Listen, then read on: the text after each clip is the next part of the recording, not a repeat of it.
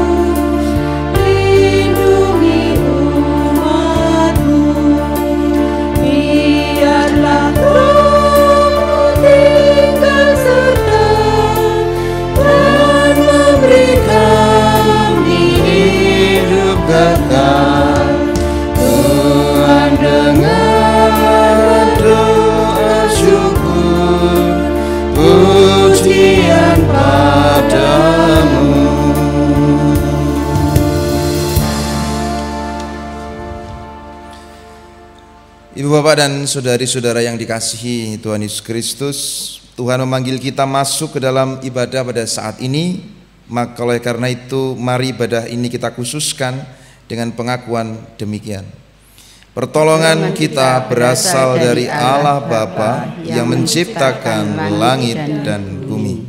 Oleh karena itu, kasih karunia dan damai sejahtera dari Allah Bapa kita dan dari Tuhan kita Yesus Kristus ada pada saudara dan saudari sekalian. Pada saudara juga.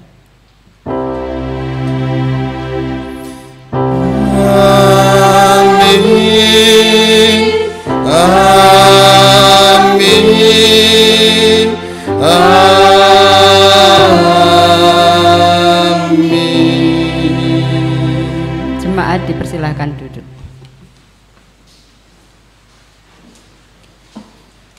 Bapak, Ibu, dan saudara-saudari yang dikasihi oleh Tuhan Yesus Kristus, mari sejenak kita mendengarkan firman Tuhan yang menjadi hukum kasih yang diberikan kepada kita oleh Tuhan dalam rangka menuntun kita untuk seturut dengan kehendak-Nya.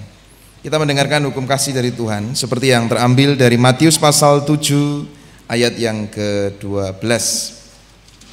Injil Matius pasal yang ke-7 ayat yang ke-12. Demikian firman-Nya. Segala sesuatu yang kamu kehendaki supaya orang perbuat kepadamu, perbuatlah demikian juga kepada mereka. Itulah isi seluruh hukum Taurat dan kitab para nabi.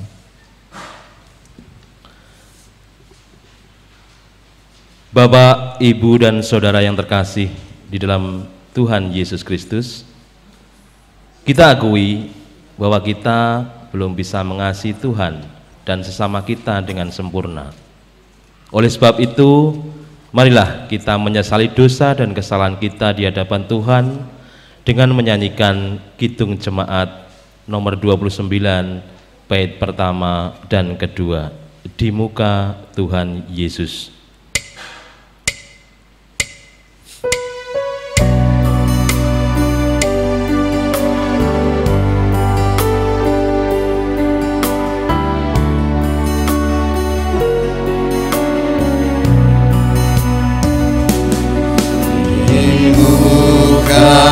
Tuhan Yesus, betapa hina diriku, ku bawa dosa-dosaku di muka Tuhan Yesus.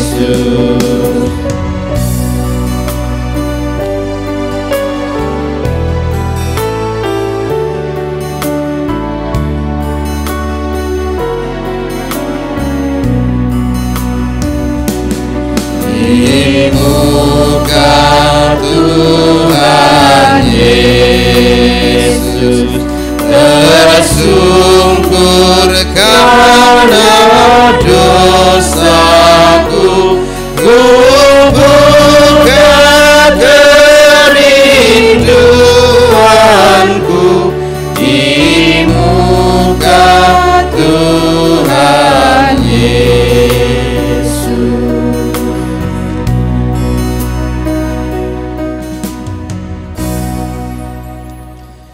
Saudara dan saudariku yang dikasihi oleh Kristus Tuhan, bagi setiap kita yang dengan tulus hati menyesali setiap dosa dan pelanggaran kita dan berkomitmen sungguh untuk memohon ampun dan hidup seturut dengan kehendak Tuhan, maka terimalah pengampunan dosa dari Tuhan seperti yang termeteraikan di dalam surat Roma pasal yang ke-10 ayat yang ke-9 sampai ayat yang ke-10. Surat Roma pasal 10 ayat 9 sampai ayat yang ke-10. Sebab jika kamu mengaku dengan mulutmu bahwa Yesus adalah Tuhan dan percaya dalam hatimu bahwa Allah telah membangkitkan Dia dari antara orang mati, maka kamu akan diselamatkan. Karena dengan hati orang percaya dan dibenarkan, dan dengan mulut orang mengaku dan diselamatkan. Demikianlah berita anugerah dari Tuhan. Syukur kepada Allah. Maka marilah kini kita bersyukur dengan sebulat hati karena pengampunan dosa yang diberikan oleh Tuhan, dan kita juga menyanggupi firman-Nya untuk kita lakukan dalam hidup kita, teriring dengan nyanyian kesanggupan kita, Kidung Jemaat 427. Bait yang pertama, ku suka menuturkan.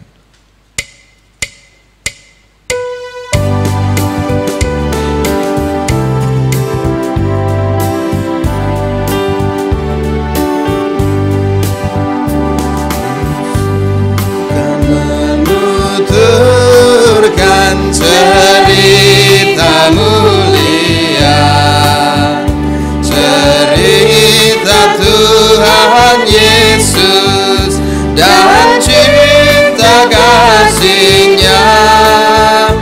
Ku suka menuturkan cerita yang benar, penawar hati rindu, pelipur terbesar. Ku suka menuturkan, ku suka memasyurkan cerita Tuhan Yesus dan cinta kasih-Nya.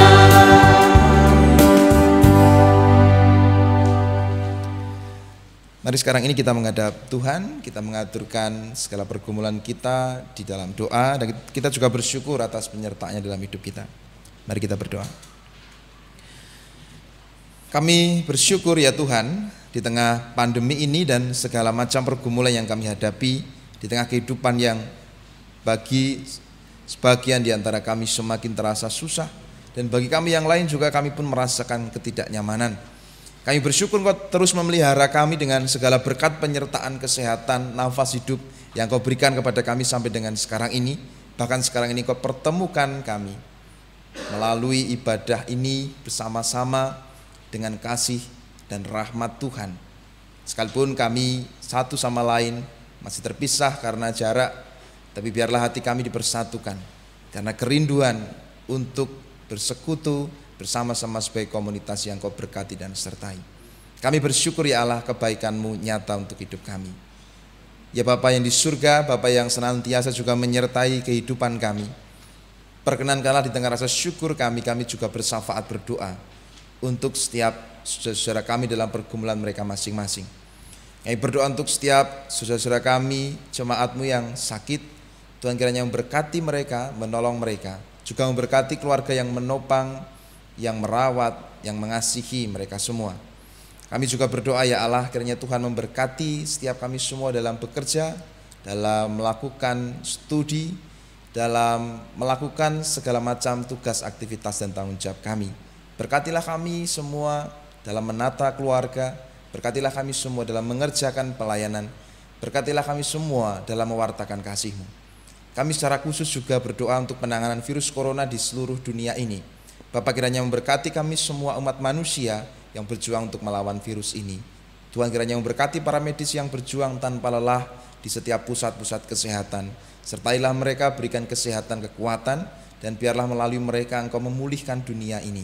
Kiranya Tuhan memberkati para ilmuwan, para saintis yang juga terus berjuang untuk menemukan vaksin terhadap virus ini.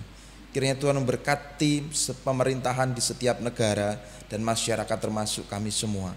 Kiranya Tuhan berkati kami semua dalam kami menata kehidupan perekonomian, namun juga menata kehidupan kami dalam bidang kesehatan. Kiranya dua hal itu boleh kami kerjakan dengan sebaik-baiknya.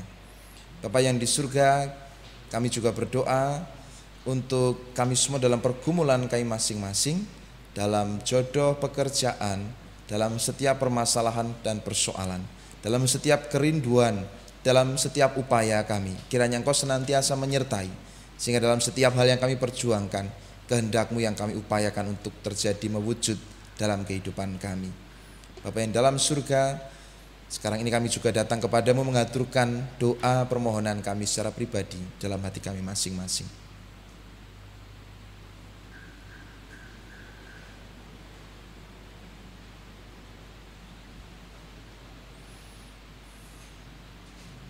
Demikianlah doa syukur dan permohonan kami. Semua kami naikkan kepadamu di dalam nama Tuhan kami Yesus Kristus, Juru Selamat kami. Amin. Bapak, Ibu, Saudara, saat ini kita diberikan waktu untuk mengumpulkan persembahan yang telah kita persiapkan. Sebagai dasar terambil dari kitab Roma pasal yang ke-11 ayatnya yang ke-36 dan Roma 12 yang ke-1. Sebab segala sesuatu adalah dari Dia dan oleh Dia dan kepada Dia. Bagi Dialah kemuliaan sampai selama-lamanya. Oleh karena itu, saudara-saudara, demi kemurahan Allah, aku menasihatkan kamu supaya kamu mempersembahkan tubuhmu sebagai persembahan yang hidup, yang kudus, dan yang berkenan kepada Allah. Itulah ibadahmu yang sejati. Terkumpulnya persembahan kita iringi dari Kidung Jemaat 403 ayat 1. Hujan berkat kan tercurah.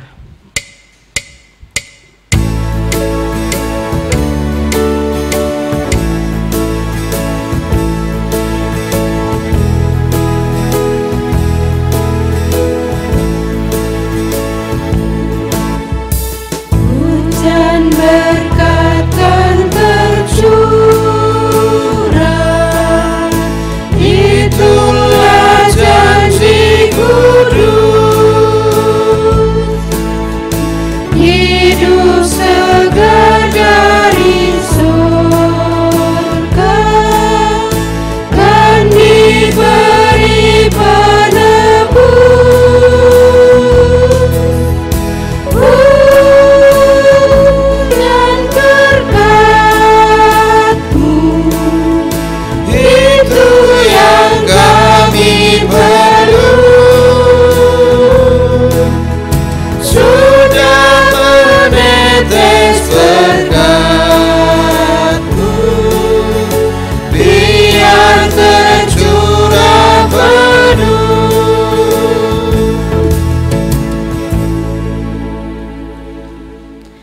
Marilah kita masuk dalam doa. Bapa Surgawi, kembali kami datang ke hadirat-Mu, menghaturkan puji syukur dan terima kasih atas berkat-berkat yang telah Engkau limpahkan kepada kami. Dan pada saat ini kami datang mengumpulkan persembahan, kiranya Engkau bersucikan, Engkau berkati walaupun tidak imbang dengan berkat-berkat yang telah kami terima. Kiranya Engkau berkati, Engkau sucikan sehingga menjadi kebutuhan, mencukupi kebutuhan di gereja GKJ Wonocatur ini. Kami juga berdoa untuk para pengelola yang telah Engkau piji, kiranya Engkau berikan hikmat, kejujuran sehingga apa yang dilakukan senantiasa takut kepada Engkau. Kami juga berdoa untuk Bapak Pendeta Eko Iswanto yang akan melayankan firman-Mu pada sore hari ini. Kiranya Engkau berkati, Engkau urapi dengan Roh Kudus-Mu. Kiranya apa yang disampaikan, yang dilisankan hanya seturut dengan kehendak-Mu. Dan kami juga yang menerima, buka hati dan pikiran kami sehingga kami bisa menerima dengan baik, sehingga nantinya menjadi suluh dalam kehidupan kami hari lepas hari. Doa yang jauh dari sempurna ini kami naikkan beralaskan Tuhan kami Yesus Kristus yang menjadi juru selamat kami yang hidup. Amin. Bapak, Ibu, dan saudari-saudari yang dikasihi oleh Tuhan Yesus Kristus, mari kita membuka Alkitab kita dan kita membaca bacaan Injil hari ini. Setelah itu bacaan leksionari pada hari ini, Minggu tanggal 23 Agustus 2020. Bacaan Injilnya dari Matius pasal 16 ayat 13 sampai ayat 20. Injil Matius pasal 16 ayat 13 sampai ayat 20. Begini bunyi firman-Nya.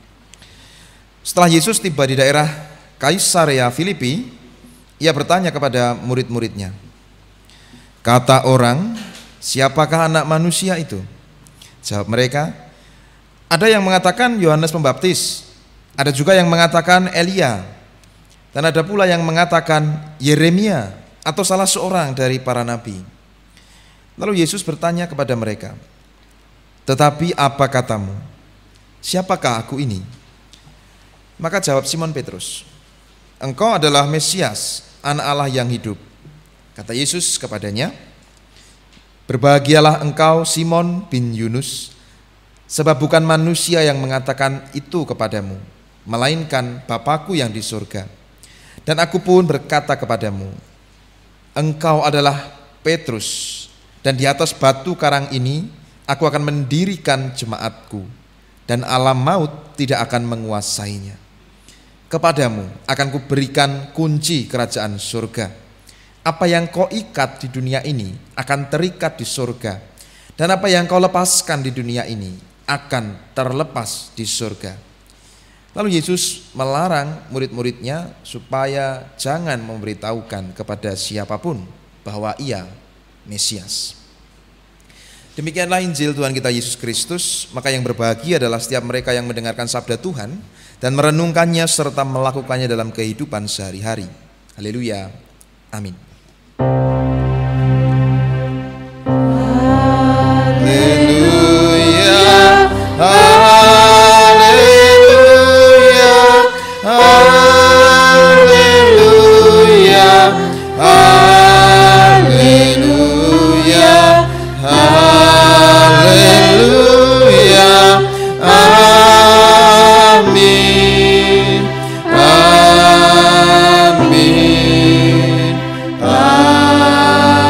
Amin. Selamat pagi Bapak Ibu, saudara yang dikasihi Tuhan Yesus Kristus. Selamat pagi juga yang di gereja, apa kabar semuanya? Ya, semoga senantiasa sehat dan kita harus terus beradaptasi dengan pola hidup baru seperti sekarang ini. Semoga kita semakin terbiasa. Mungkin beberapa dari kita beberapa waktu yang lalu mungkin agak terbeban atau ya kadang-kadang terbiasa, kadang-kadang kalau udah berkumpul atau ketemu begitu seolah-olah virusnya udah hilang, wis lali padahal belum, maka kita sering harus saling mengingatkan, bahkan di antara keluarga kita sendiri masing-masing begitu. Nah, tapi kita patut bersyukur bahwa dalam kondisi seperti ini kita tetap dipertemukan dalam sebuah persekutuan dan diberikan kesehatan. Nah, Bapak Ibu, terima kasih Majelis GKJ Wonocatur yang beri kesempatan pada saya untuk membantu Bapak Ibu merenungkan firman Tuhan pada hari ini yang oleh Sinode GKJ diberikan tema pengakuan yang mewujud dalam tindakan. Bapak Ibu, saudara yang dikasihi Tuhan Yesus Kristus, pernahkah Anda sebagai orang Jawa mengalami pengalaman bahwa weteng jenengan itu wah sakjane luwe tenan ditakoni pun dahar dereng empun? Pernah ya? Niku ngapusi napa bohong? Ya, padha wae ya. Artinya bahwa apa yang keluar dari mulut sebagai sebuah pengakuan bahwa saya sudah makan itu ternyata tidak sama dengan apa yang sebenarnya terjadi, bahwa memang perut saya kosong belum makan. Padaran jenengan ajine pun nglilit-nglilit nika ning gandeng wong Jawa, agek teko-tekoni. Nek anu gek madang mburi kono, pun mbok De, pun padahal asine luwe tenan. Pernah kan berada dalam kondisi seperti itu?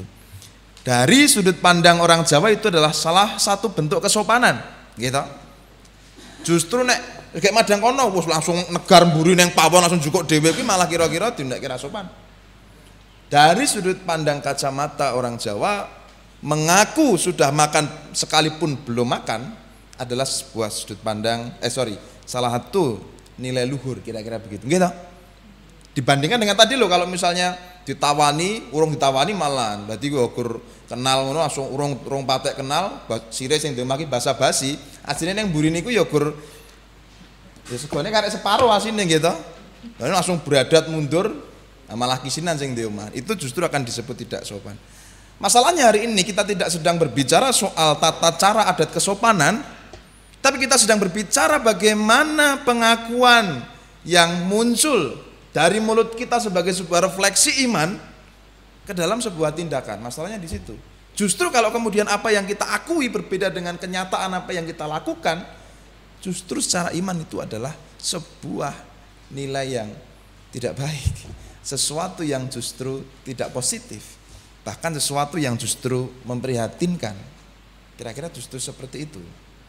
Nah, Bapak Ibu yang dikasihi Tuhan Yesus Kristus, soal pengakuan itu menurut saya sudah sangat kental bagi kita orang Kristen. Ada pengakuan iman rasuli, bahkan termasuk tadi ketika di awal ibadah panggilannya Tuhan memanggil kita masuk dalam ibadah ini. Dan marilah ibadah ini kita khususkan dengan pengakuan.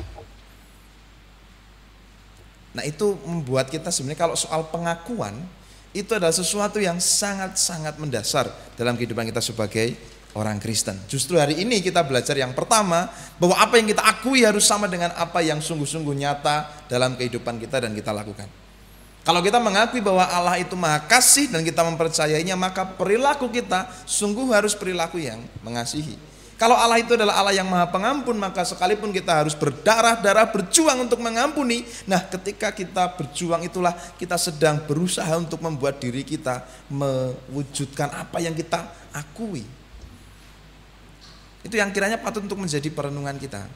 Hari ini teksnya Matius pasal 16 ayat 13 sampai 20. Menurut saya itu sudah sangat populer. Para murid ditanyai sebenarnya pendapat orang tentang Yesus itu siapa toh? Oh, ada yang mengatakan Elia, salah seorang dari antara para nabi. Ada yang mengatakan Yeremia atau ya pokoknya orang yang berpengaruh. Lalu Tuhan Yesus tidak cukup puas dengan jawaban itu, melainkan bertanya, menurutmu siapa aku? Kemudian Petrus menjawab, engkau adalah Mesias, anak Allah yang hidup. Jadi kalau yang pertama kita belajar bahwa apa yang kita akui harus sungguh sama dengan apa yang kita lakukan. Bagaimana caranya itu bisa terjadi? Caranya adalah kita sungguh membangun relasi pribadi dengan Tuhan. Ya, GKJ itu sering kadangkala bukan anti, cuman tidak terlalu biasa dengan seseorang yang membangun relasi pribadi. Orang yang mungkin meditasi, semedi atau nyanyi dalam penyembahan, atau yang menjalankan misalnya sebuah permenungan atau refleksi jalan-jalan di pantai, di kali atau di tempat ziarah, mungkin nggak biasa.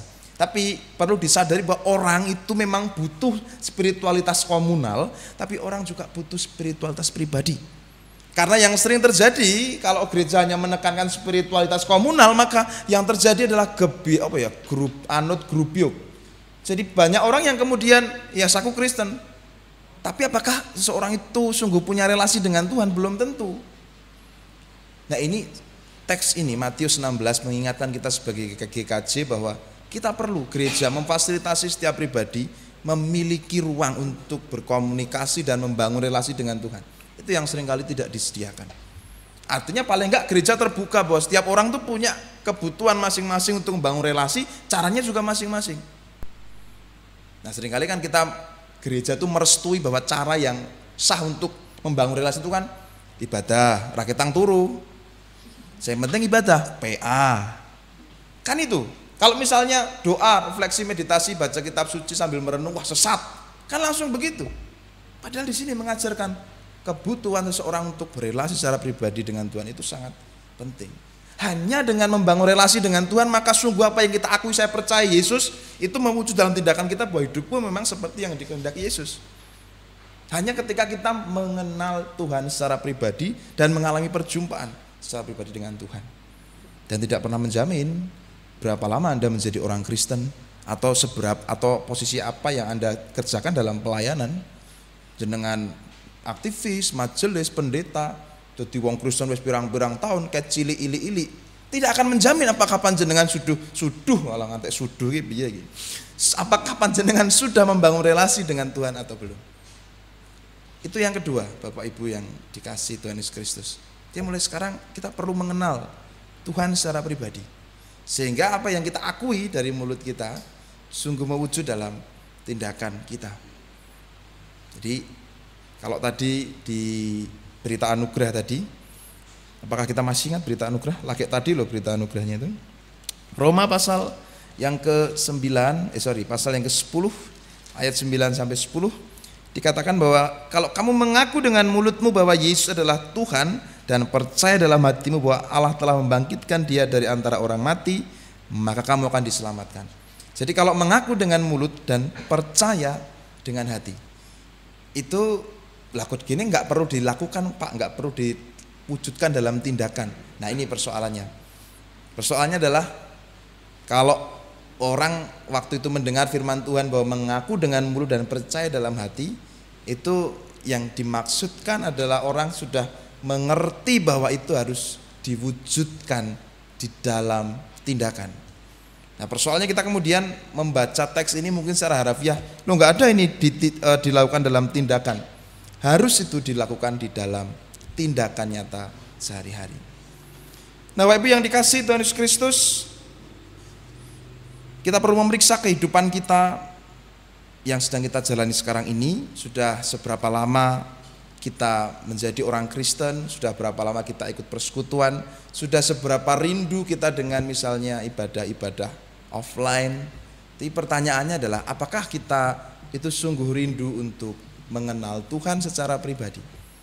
Hanya dengan mengenal Tuhan secara pribadi, maka apa yang keluar dari mulut kita itu sungguh mewujud dalam tindakan kita. Dan cara mengontrolnya adalah justru dengan orang-orang terdekat, orang-orang di sekitar kita.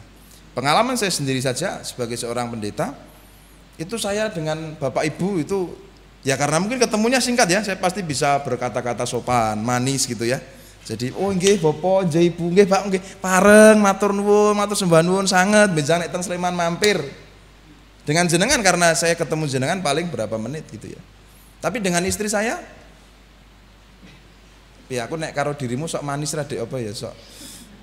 Persoalannya gitu, saya mengalami sendiri bahwa saya bisa bersikap manis dengan seseorang karena ya mungkin ketemu tidak lama. Dan malu kalau saya sebagai pendeta ini kemudian kok karo wong kasar, jawabane sengak. Tapi nek karo bojone, wah kira-kira lek ngomong rada seru ngono. Padahal mungkin aku ya ora patek krungu ngono. Piye? Ha piye? Lah kok malah ngegas? Oh, iku ngono kuwi lho. Dadi hanya soal itu loh saudara Bapak Ibu.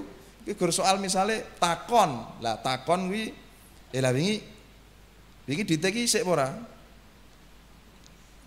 Piye? Lho gur ngono kuwi lho. Dadi gur takon kan ora apa-apa ya asline takon nggih. Wingi diteki sik ora? Piye? Dadi kuwi wis ra trimo seolah-olah dicurigai to. Lah sing kene, lah kadek kowe kok gur ngono wae kok curiga. Lho ngono to. Lah kuwi gur takon nek umpama seperti itu, saudara. Nah, justru dalam kehidupan nyata keseharian bersama orang-orang terdekat itu akan terbukti enggak bahwa kita ini adalah orang-orang dengan karakter seperti yang dikehendaki oleh Kristus, dan apakah kita mempercayai ajaran-ajaran Kristus, teladan-teladan Kristus, dan semua yang dikehendaki Kristus itu mewujud atau tidak. Jadi kita tidak perlu tertipu dengan kata-kata setiap orang, bahkan kita juga jangan tertipu dengan kata-kata kita sendiri, seolah-olah kalau kita sudah dilem wong sing paling apik sak bangun tapan iki mlebune mendene. Itu ya. Aku ki wah nek kan sering ya saya tuh berjumpa. Wah kula perlu iki pun do kenal kabeh, kenal eleke apa apike, Pak? Ya apike no kula Itu lalu kita seolah-olah sudah menjadi sangat bangga dengan itu loh. Dengan ucapan orang lain, kata-kata orang lain, pujian pada diri kita, atau kata-kata kita tentang diri kita sendiri, bahwa aku ki wong apik kabeh kenal aku apik ki wis sugih apik ganteng, wah wis pokoke terkenal kabeh wong karo aku hormat. Kita terbuai dengan itu, tapi kita tidak bangun relasi kita dengan Tuhan, ya sama saja. Bahwa apa yang kemudian keluar dari mulut kita, kata-kata manis, bahkan yang keluar dari mulut orang lain, pada akhirnya akan menjadi sesuatu yang tidak berharga, tidak berarti di hadapan Tuhan. Karena memang dilihat Tuhan adalah karaktermu, apakah kamu kenal Tuhan secara pribadi atau enggak, sehingga karaktermu seperti Tuhan. Dalam situasi apapun, boh pandemi, boh ora, boh neng masyarakat, boh neng keluargamu dewe, boh masalah gede apa cilik, kamu tetap meneladan Kristus. Maka biarkan apa yang selama ini menjadi pengakuanmu terwujud dalam tindakanmu. Caranya kenalah Tuhan secara pribadi. Tuhan Yesus memberkati. Amin. Kita masuki saat hening sejenak.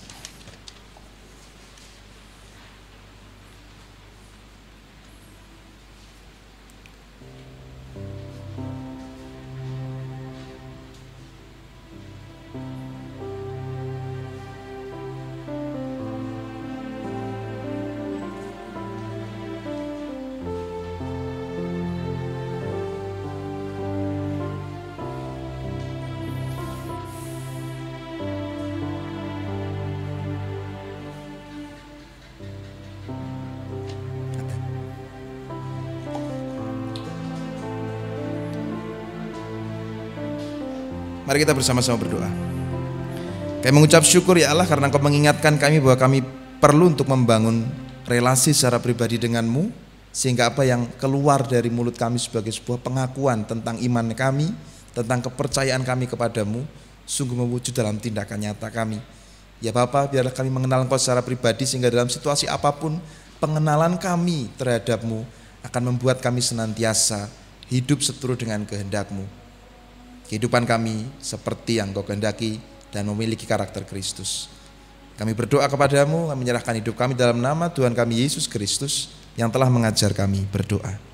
Bapa kami yang di surga, dikuduskanlah namamu, datanglah kerajaanmu, jadilah kehendak-Mu di bumi seperti di surga. Berikanlah kami pada hari ini makanan kami yang secukupnya, dan ampunilah kami akan kesalahan kami, seperti kami juga mengampuni orang yang bersalah kepada kami. Dan janganlah membawa kami ke dalam pencobaan, tapi lepaskanlah kami daripada yang jahat, karena Engkau-lah yang punya kerajaan dan kuasa dan kemuliaan sampai selama-lamanya. Amin. Untuk bangkit berdiri. Marilah kita mengikrarkan pengakuan iman kita bersama dengan umat Allah di segala tempat dan di segala zaman, dengan pengakuan iman rasuli yang demikian.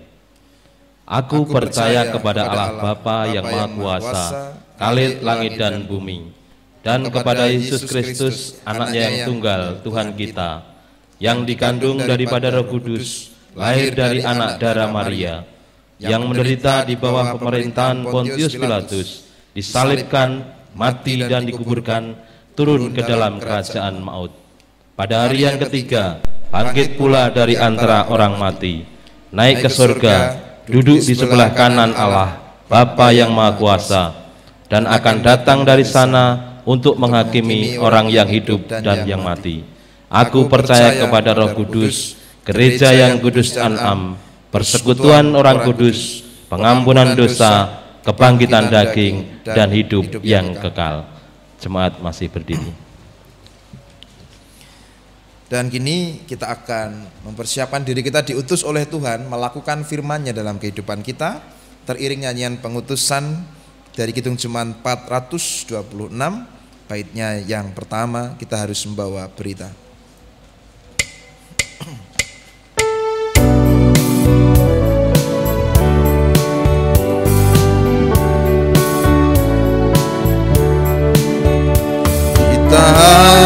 membawa berita pada dunia dalam gelap tentang kebenaran dan kasih dan damai yang menetap, dan damai yang menetap.